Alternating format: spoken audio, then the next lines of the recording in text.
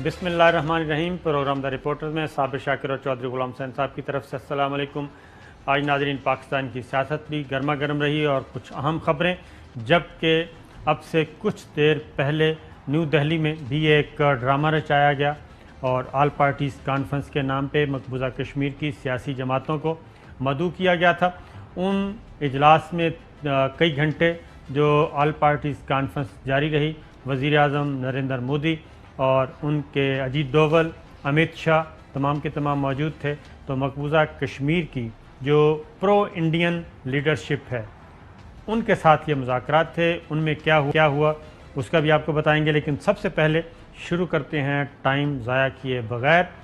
आज Islamabad high court ने एक सुना दिया, कल रिज़र्व किया गया था, जजमेंट रिज़र्व हुई थी और आज फैसला सुना दिया गया है। और उसमें नवाज़ शरीफ साहब की जो सज़ाएँ हैं उनको दी गई थी एहतसाब अदालत की तरफ से। अल अजीज़िया और एवन फील्ड रेफरेंस में वो सज़ाएँ बरकरार रहेंगी और एहतसाब अदालत के फ़ैसले बरकरार। नवाज़ शरीफ साहब को बाकायदा तौर पे एक बार फिर मफरूर, इश्तिहारी और सज़ा याफ्ता करार दे दिया गया है। और ये फ़ैसला उनकी गैर हाज़िरी में सुनाया गया क्योंकि वो ऑलरेडी मफरूर हैं और जो फ़ौजदारी मुकदमात हैं, क्रिमिनल लॉ है, उसके तहत जब तक मुजरिम जो है वो ख़ुद सरेंडर ना करे अदालत के सामने, उसका किसी किस्म का कोई हक़ दादरसी बाकी नहीं रह जाता।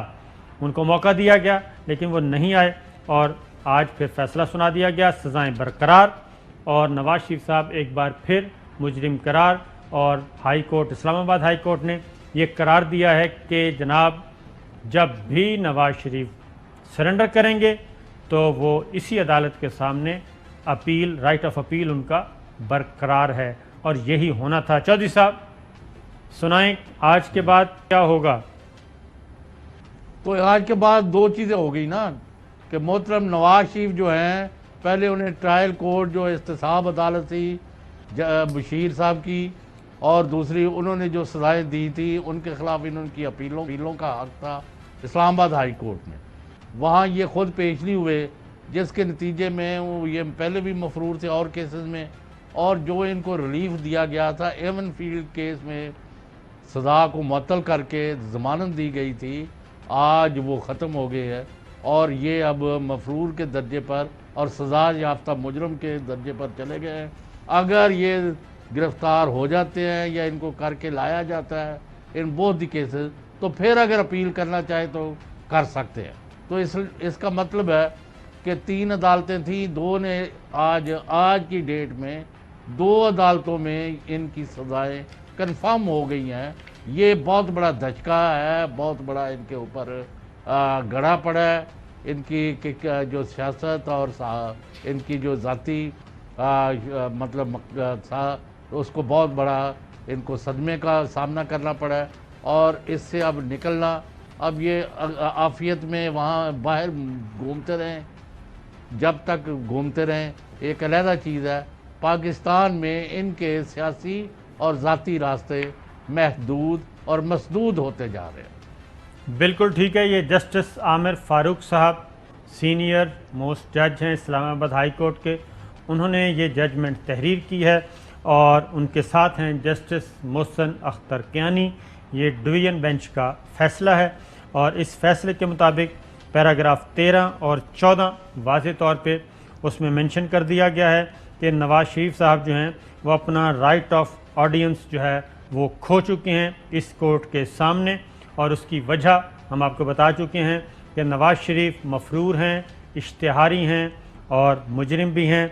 और अब उनका जो जैसा कि चौधरी साहब ने बताया, ज़मानत मनसूख। अब सिर्फ एक ही तरीका है कि वो अपने आप को सरेंडर करें और उनकी अपील सुनी जा सकती है अगर वो आकर अपील करेंगे। और अगर वो पाकिस्तान में बग़ैर ज़मानत के आते हैं और ज़मानत हो नहीं सकती, आते हैं तो उनको एयरपोर्ट पे गिरफ़्तार किया जाएगा, जेल पहुंचाया जाएगा, बशर्ते के हालात उनके मुवाफ़िक ना हों। ऐसी सूरत हाल है और शायद इसीलिए चौधरी साहब उन्होंने यही मुनासिब समझा कि फ़िलहाल عدالت کے سامنے پیش نہ ہوا جائے اور یک طرفہ طور پہ فیصلہ لیا جائے، اور انہوں نے یہ یک طرفہ طور پہ فیصلہ لیا کیونکہ عدالت کی معاونت کر رہے تھے اعظم نذیر تارڑ صاحب، جو کہ اس وقت سینیٹر ہیں پاکستان مسلم لیگ نواز کے۔